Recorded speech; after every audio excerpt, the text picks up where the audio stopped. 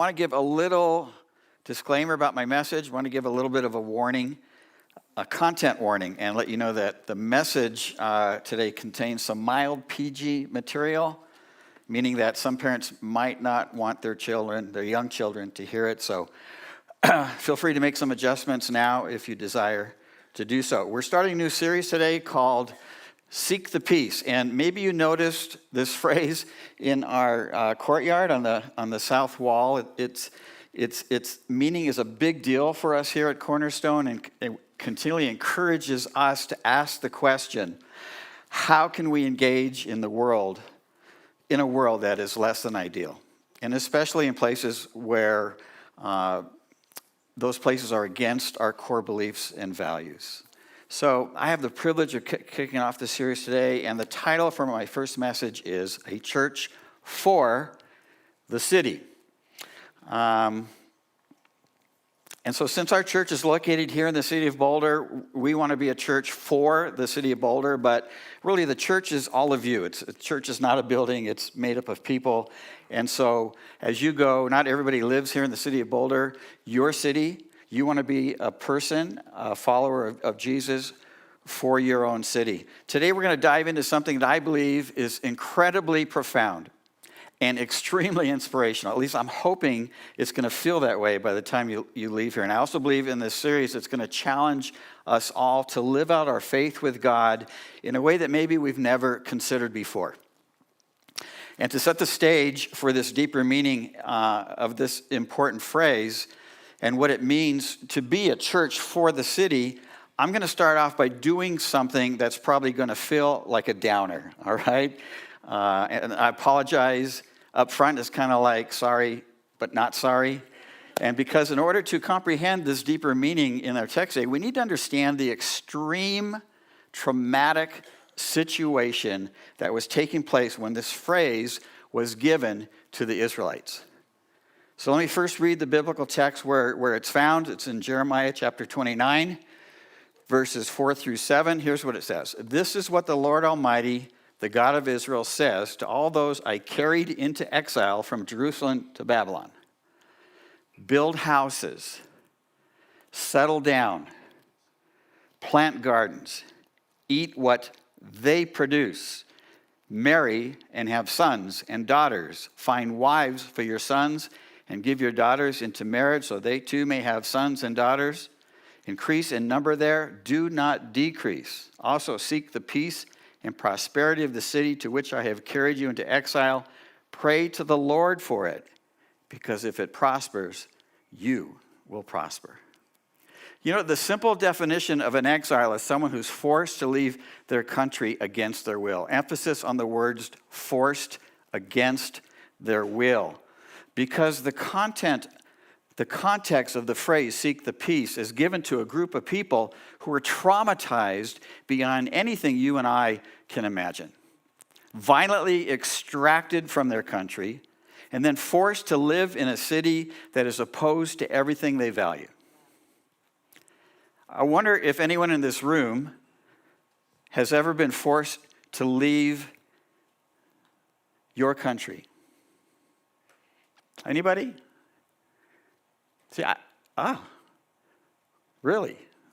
Awesome. So you're gonna have a little bit extra upfront knowledge here. But for most of us, our struggles are first world struggles, which means it's going to be really difficult for us to identify with this situation on a personal level, and especially how radical and probably very offensive this exhortation to seek the peace would have seemed to the Israelites when they heard the prophet Jeremiah say it to them. But let's see if we can at least imagine what it might have felt like. So I'd like you to just put down anything you're holding in your hands for a second, okay? Your cell phones, your Bibles. Get comfortable in your chairs. Take a deep breath. Try to be as present as you can in this exercise. And if you wouldn't mind, could you close your eyes? Imagine being in your home with your family, your kids, your pets.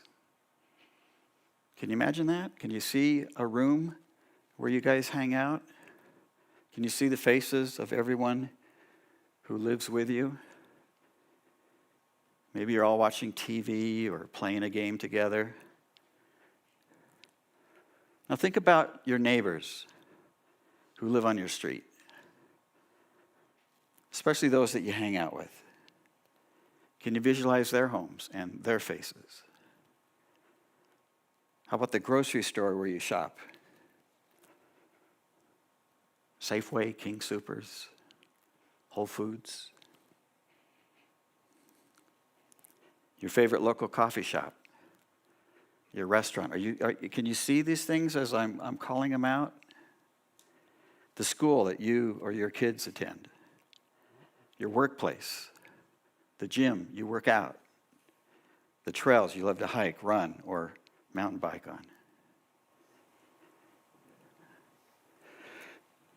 Now shift gears a little bit and imagine you're watching your favorite TV show and all of a sudden it's interrupted with breaking news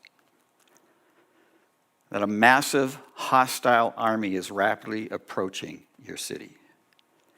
One that is a force beyond anyone's ability to stop. There's nowhere to flee. There's no way to resist. Imagine how you would feel. Fear and maybe panic and powerlessness, as all you can do is just wait. What thoughts would be going through your mind? What would you tell your kids? Now imagine a few hours later hearing drum beats and trumpet blasts off in the distance and war chants by the approaching warriors, all becoming louder and louder as they come near to your neighborhood. Soon your street is overrun with these fierce warriors, devastating everything in their path, your home, your cars, even some of your family and friends.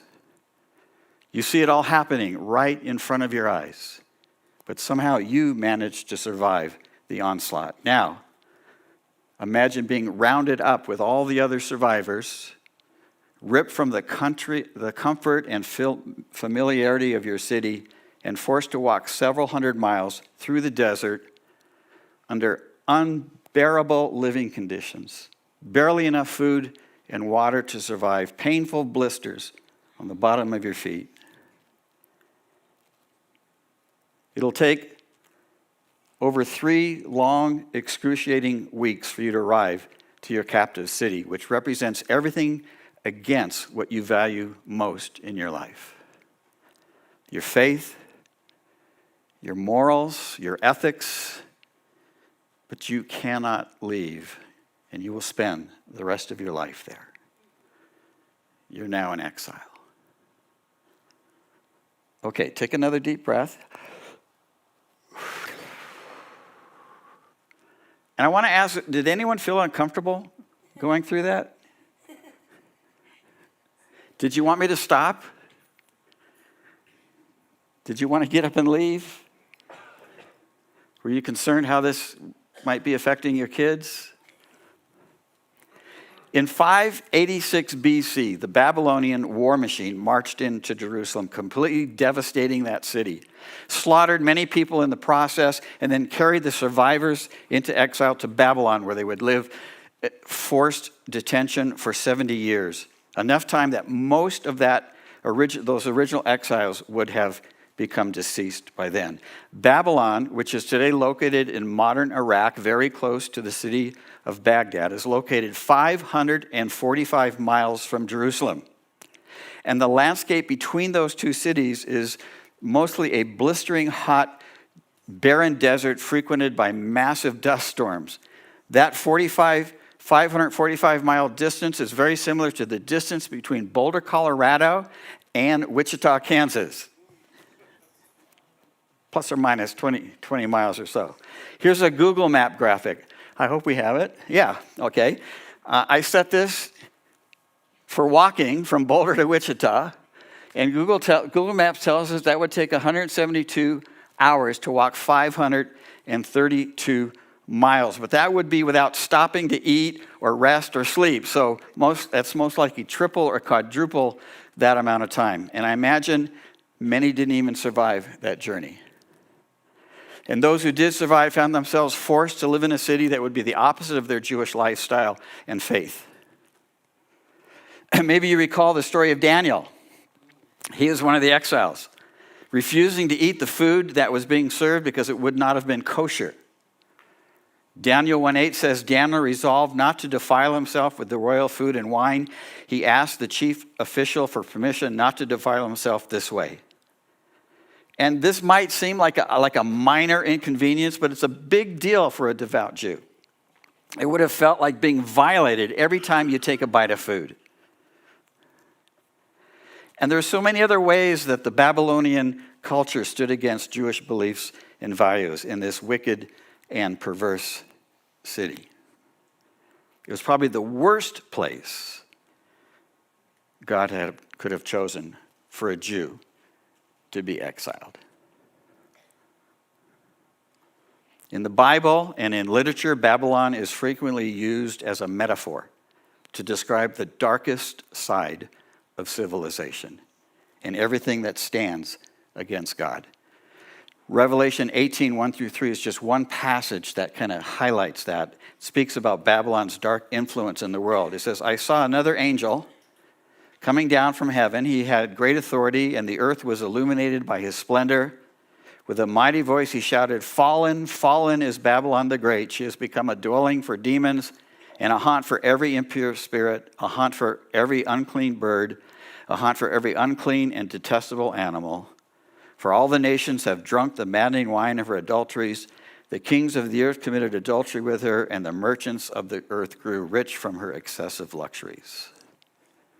The Israelites had been taken from heaven on earth to hell on earth. And if we can put up that Jeremiah passage on the screen once again, this dreadful place, with that such traumatic experience, is where God exhorted the Israelites to build houses, to settle down,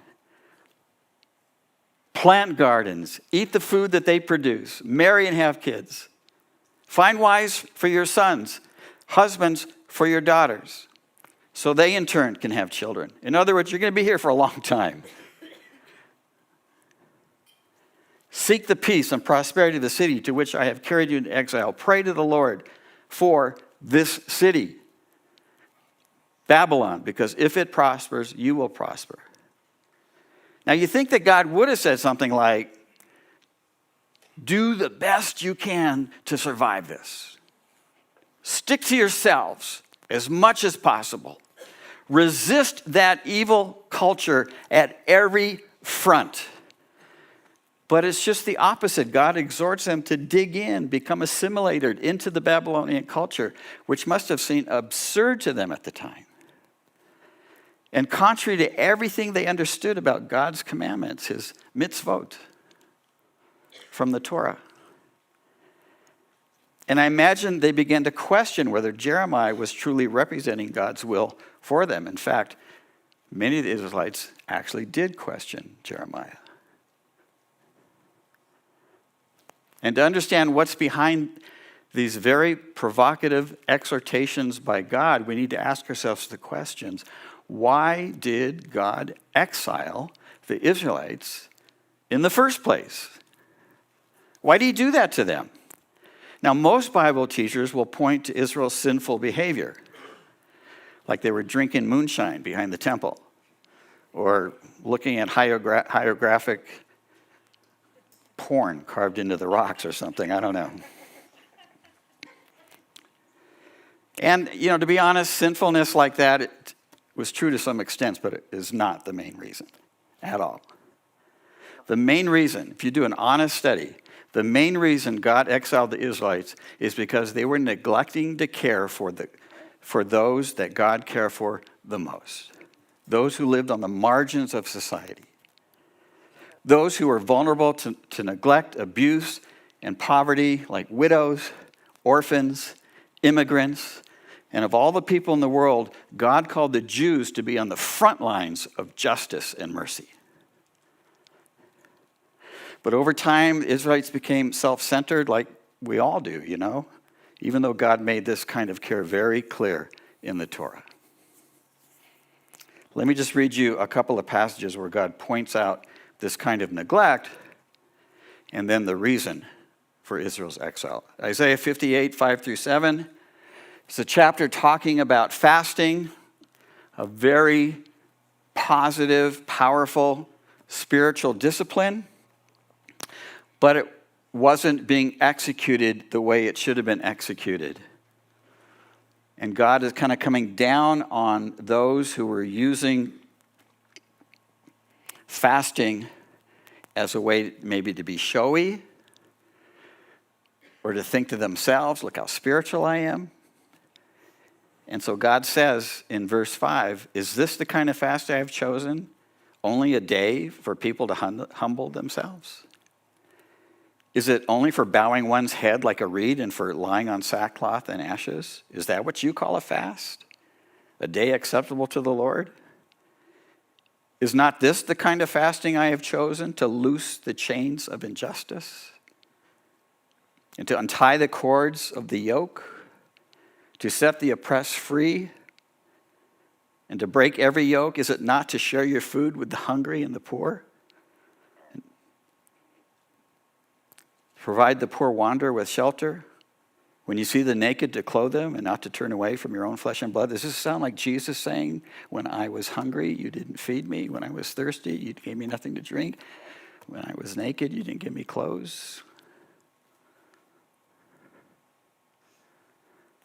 Isaiah chapter 5 is more direct about this, verse 1 through 7. It's a beautiful metaphor for a horrible situation. He says, I will sing for the one I love a song about his vineyard. My loved one had a vineyard on a fertile hillside. He dug it up and he cleared it of all stones and planted it with the choicest vines. Then he built a watchtower in it and cut out a winepress as well. And then he looked for good grapes, but it yielded only bad fruit. Now you dwellers in Jerusalem and people of Judah, judge between me and my vineyard. What more could I have done for my vineyard than I have done for it? When I looked for good grapes, why did it yield only bad? Now I will tell you what I'm going to do with my vineyard. I will take away its hedge. It will be destroyed. I will break down its wall, and it will be trampled. I will make it a wasteland, neither pruned nor cultivated, and briars and thorns will not grow there. I will command the clouds not to rain on it. The vineyard of the Lord Almighty is the nation of Israel, and the people of Judah are the vines he delighted in. And he looked for justice, and he only found bloodshed. For righteousness, but heard cries of distress. And we know that God's judgment from this neglect was the exile of the Israelites to this foreign country called Babylon. That would be one of the most difficult places for the Israelites to live. Why? And here's the most important lesson to learn from this message today. If you don't get anything else, get this, okay? The reason was to learn or to be motivated how to administer God's radical love in one of the hardest cities in the world to do that. Maybe the city of Boulder is coming to mind all of a sudden here. They failed in the easiest city in the world, Jerusalem. How easy would it have been to administer God's love in a place like Jerusalem? Will they learn how to do it in the hardest city, Babylon? And listen to this. Seek the peace is a synonym for the administration of God's unconditional love. The church will never be able to seek the peace of any city if the people of the church don't unconditionally love the people of the city where they are planted. End of story. Now, Andrew and I weren't exiled here to Boulder, but I do remember that when God made it clear to us that we were to move to this city, we really didn't know much about Boulder's reputation. except that it sat in the foothills of the Colorado Rockies, and that was enough for us. But as people began to learn that we were moving here, we began to hear reactions like, oh, Boulder, oh, man, you sure you want to go there? And we heard stereotypes about Boulder like 27 square miles surrounded by reality. The People's Republic of Boulder. Oh, you need a passport to get into Boulder. New Age, ultra-liberal stronghold. Granola heads. Subaru nerds. 420 snobs. And we heard over and over again how hard it is to be a follower of Jesus in Boulder, especially trying to establish a church there. My son Michael and I came out here first to find a home, and the rent prices were like, we come from California, and I'm seeing the rent prices here like higher than California. But I remember finding one located on some place called The Hill. Sounds kind of nice, I thought. So I called the management company. The person said, "You have kids that are still in school?" I go, "Yeah, why?" She says, "And you want to move to The Hill? Do you know that it's a party area for CU college students?" I go, "Oh." So we ended up renting for 6 months till we bought a home in Louisville. Even though Louisville doesn't sound nearly as cool as The Hill. And for 8 years here in Boulder, the first 8 years, Cornerstone, we really weren't reaching people of Boulder. Most of the people that came here came from other cities: Lafayette, Louisville, Longmont, Westminster, Broomfield. And back then, I began to feel that something was lacking, particularly in me. I just wasn't sure what it was. In 2002, exactly 8 years after arriving in Boulder, me and a few other pastors who felt the same way, we put together a field trip. And because I was the only hippie in the group, I called it the Magical Mystery Tour. There were no mushrooms involved, okay. We rented a passenger van, set up appointments with 6 secular human service organizations in Boulder, and we came to all of them with 2 questions. Number 1, do you know who we are? Number 2, if we were to leave Boulder tomorrow, would it negatively impact your organization? It's the only 2 questions we had. And since we weren't engaged with any of these organizations, we pretty much already anticipated how they would answer them. They all said the same thing. Well, you seem like really great people, but since you're not supporting us in any way, leaving the city wouldn't have any negative impact on us whatsoever. And of course, that led to some great conversations with these precious folks about what they did in the community, the services provided, and how in the future we might end up supporting them. But I came away deeply affected by those visits. And even though I still didn't understand what needed to change in me internally, I was determined that day that within a decade, the city of Boulder would beg us not to leave the city. And I instinctively knew that I needed to change first before I could ask the people of Cornerstone to make changes as them. I needed to even figure out what needed to change. So the very next week, I walked into Boulder County AIDS Project, called BCAP, as it's known around town. And I said, I would like to volunteer here if you would let me. And they were very suspicious about why I wanted to do that. But after assuring them that I was on a personal mission to learn something from the experience and didn't have some kind of ulterior motive for being there, they agreed to put me in charge of their food pantry, handing out food to HIV-positive patients, driving to their homes if they're too weak to make the trip. And I did that for twice a week for the next 2 years. Tuesdays and Thursdays.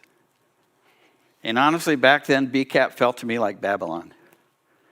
It really did. The person at the front desk was a transvestite who always got up and greeted me with a hug and an attempted kiss on the lips. I'd always have to turn my face. She kept flavored condoms on her desk. Middle schoolers would come in every day after school to grab a handful, and she would encourage them to pick certain kinds of flavors. They kept a public resource library where many of the books taught how to have sex, let's just say in very creative ways for same-sex relationships. I even had one guy mock me by frequently asking me out on a date. He wasn't serious, he was just teasing me. And another one who would shout me down for being a Christian. But that experience really changed me. I mean, how could I be a follower of Jesus in this environment? And I knew the answer to that question would be the answer to what was lacking in me. And then God led me to this passage in Jeremiah. When I bring you to the city, when I bring you to this organization, build houses, settle down, plant gardens, get married, have kids, so that your children can have kids. Seek the peace and prosperity. For if that organization prospers, you will prosper. I couldn't really see how to do something like that in the city of Boulder yet. But as I applied this passage to my time inside the offices at BCAP, it became clear to me what God was trying to accomplish in me. He was saying, Gene, you will never seek the peace of anything if you don't unconditionally love the people wherever I plant you. Like BCAP. Sorry.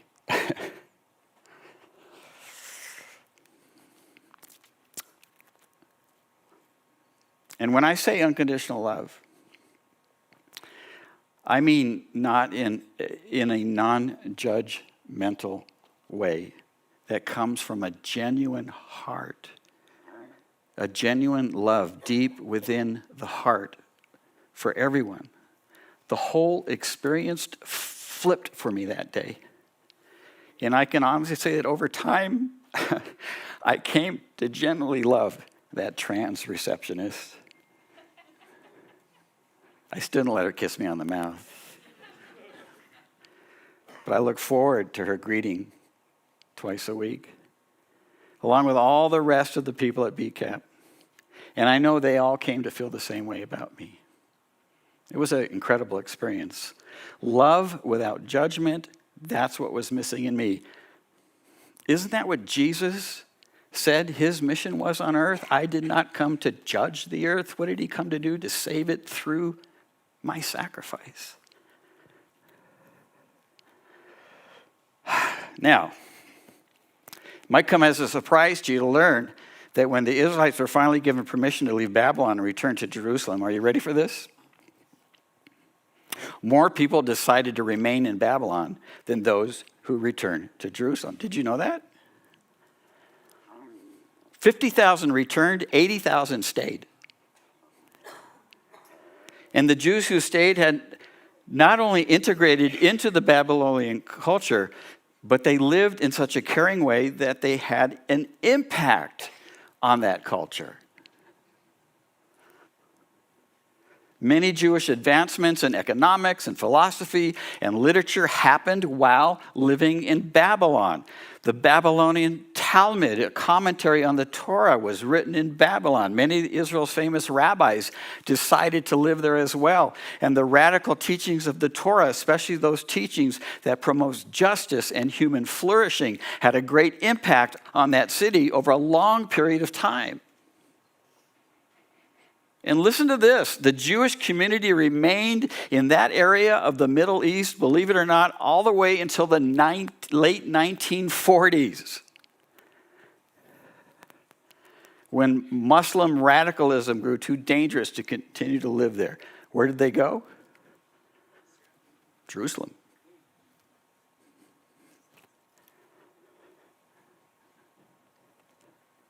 So after my time at BCAP came to an end, we eventually started. I'm sorry, I'm so emotional this morning.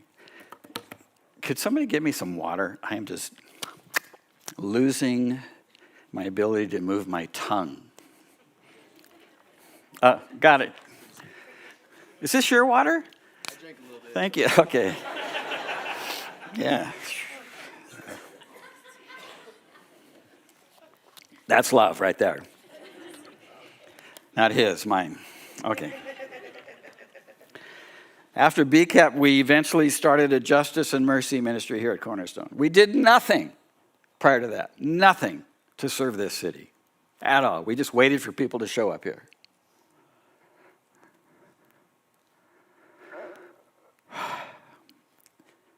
We started this ministry to get involved with various social issues in Boulder that affected the most vulnerable populations: homeless, refugees, immigrants, foster kids, adoption, so much. At one point, listen to this, at one point the Boulder Valley School District trusted and valued our efforts so much they actually invited us to mentor their teenage students. Do you know how ridiculously crazy that is? Asking Christians back then to influence Boulder Valley School District kids was unheard of because of a well-deserved distrust by Christians in this city who did a bait and switch. You know, they just used that as a way to bring people to Jesus. You know, we tell people all the time, we go out and we do the right thing because that's what God wants to do, period. End of story. That's not our evangelistic strategy. In fact, we have none. Have you noticed that? But have you noticed that lots of people come and meet Jesus here?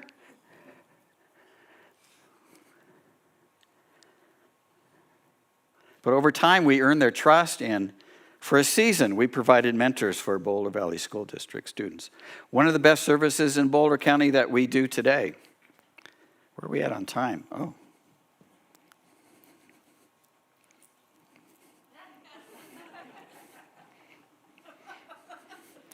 Who cares about it? Are we having fun?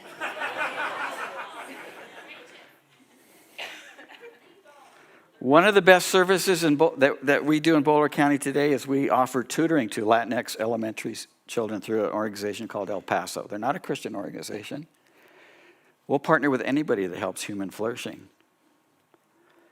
The parents are mostly Mexican immigrants who typically don't speak English, and without our help, these kids would lag way behind in their education. But we come alongside them. Our people get to know their families. It's a great experience. We need more people, so if you'd like to help out, I think we have a slide behind me. For our text number, just text Justice and Mercy, and we'll get back to you. There's so many other things that we do. We've expanded what we do here globally. We do work in an entire village in Uganda, help human trafficking survivors in Mexico City. I've got a few more spots left on a group that we're bringing there late January. You can text that same number.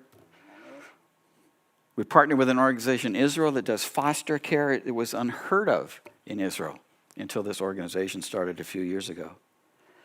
And then we do peacemaking efforts with an organization to help bring peace between Israelis and Palestinians.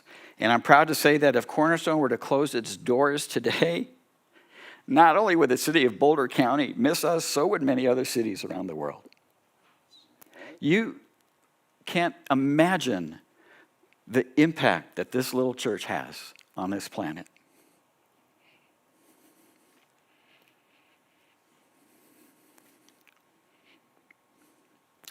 Okay, I want to end by sharing one more verse to you, and this is from Lamentations 3:19 through 23.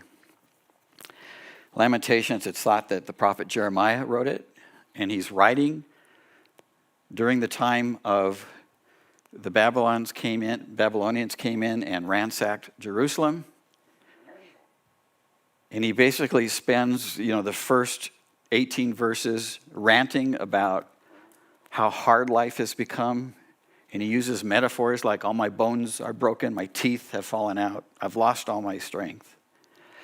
But then in verse 19, he turns the corner. He says, I remember my affliction and my wandering, the bitterness and the gall, and I remember them, and my soul is downcast within me. Yet this I call to mind, therefore I have hope. Because of the Lord's great love, we are not consumed, for his compassions never fail. They are new every morning. Great is your faithfulness. Now, if you're like me, you ask a lot of questions about things. And one of the questions I have is, the destruction of Israel and the exile to Babylon seems a little excessive, doesn't it? Just to make a point, just to teach them something. And he didn't just do this once, he did it twice. For the same reasons. And I think Jeremiah understood how important the love of God is because of his great love. And that's the word chesed. That's the highest form of God's love. It usually is translated like loving kindness.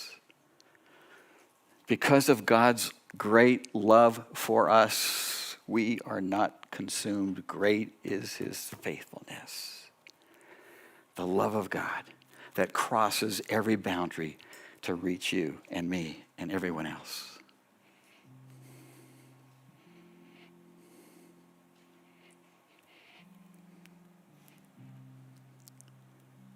And he focuses on the word hope. That's the word hatikva, or tikva in Hebrew. Do you know what the Israel's national anthem is called? Hatikva. Tikva. It literally means the hope, like the hope. Here are the words. As long as the Jewish spirit is yearning deep in the heart, with eyes turned towards the east, looking towards Zion, then our hope, that 2,000-year-old hope, will not be lost. For what? To be a free people in our land, the land of Zion and Jerusalem. And I'm sure this anthem comes from Lamentations chapter 3. Brian's going to teach you next week how the Jewish people, and really all of us too, are the not yet home people. You know that we're exiles, aliens on this planet. We have a future hope. Hatikva, the hope. I mean, who writes a national anthem about hope? Israel. Who else? America. Did you know that? That our national anthem is about hope?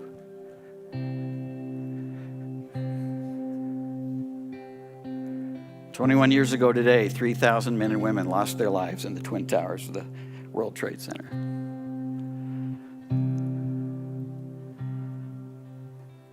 What was it for? Nothing.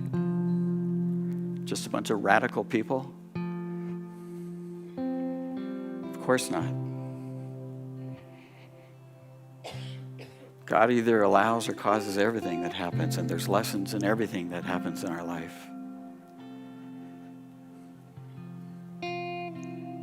And today, as we look back on that event, we have hope. Hope for a better future. Hope for a better country. Hope for a better people. And I think the best way to honor those men and women and the surviving members who were reminded each year of their loss, I'd like you to stand.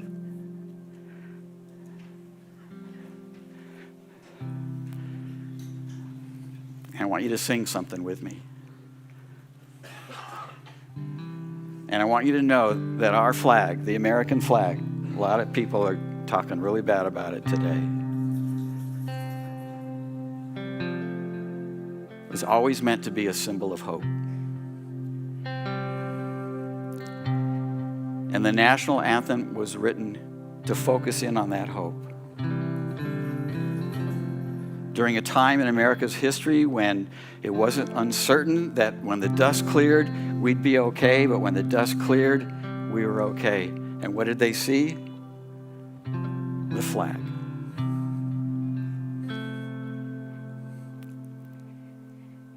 A symbol of hope, a symbol of freedom, a symbol of faith. That's what our flag represents. So if you're into this, sing this with me.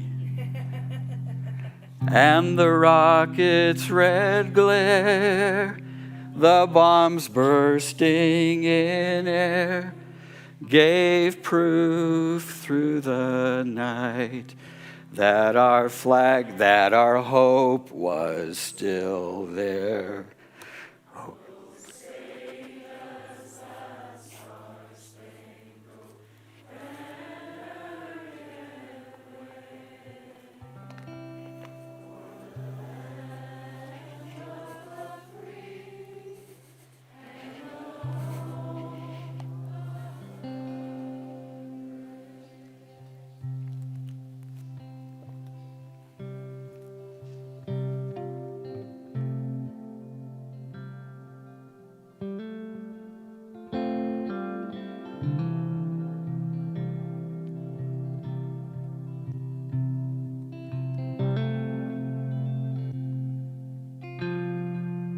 Darkness surrounds me.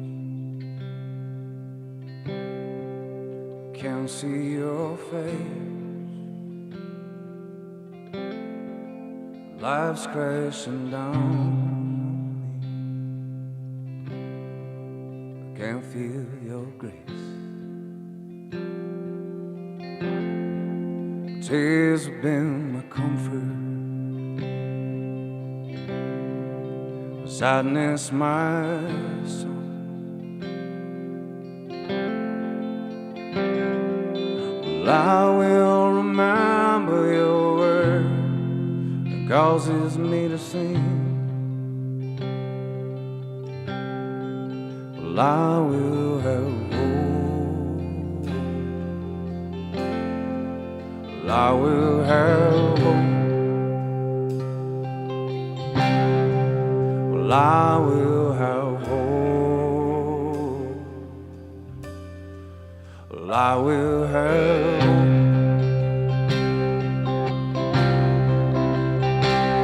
For the steadfast love of the Lord never ceases, and His mercies are new every morning. Great is His faithfulness.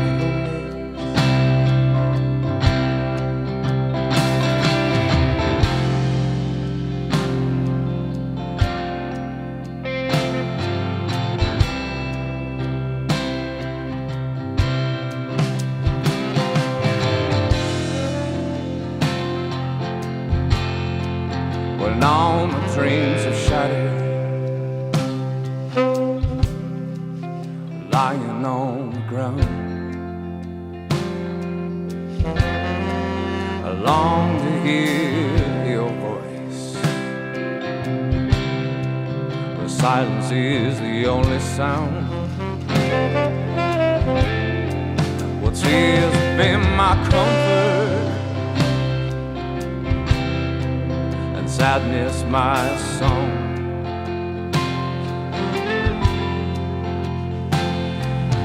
I will remember your word that causes me to sing. Well, I will have hope. Well, I will have hope. Well, I will have hope. Well, I will have hope.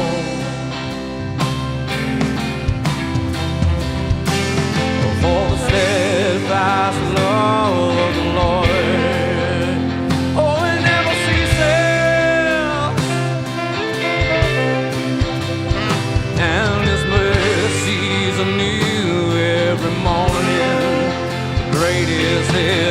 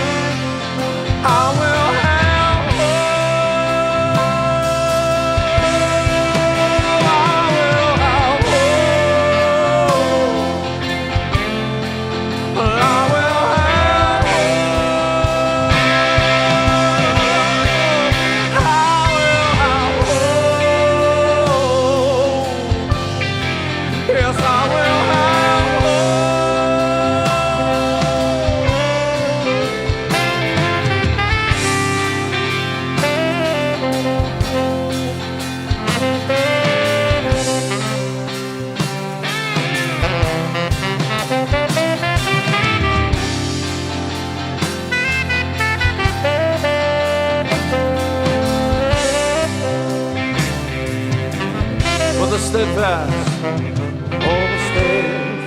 love of the Lord never ceases, and His mercies, well, they were new when we woke up this morning, and great is His faithfulness. In whatever place that the Lord places us in, may a song of hope be on our lips. Can we just join in this as we close? 'Cause I will have hope. Well, I will have hope. Well, I will have hope. And I will have, and I will bring, and I will bring hope. Yes, I will bring hope. Last time. Well, I will bring hope. Yes, I will bring hope. I bless you with this truth. For the steadfast love of the Lord never ceases, and His mercies are new every morning. Great is His faithfulness. And as you go, as you seek the peace and the prosperity in the place that you live in, may you trust that the Lord will make you be a beacon of hope through your words, through your deeds, and simply by your presence. I bless you with these things in the name of Jesus, our Messiah. Amen. Go in peace.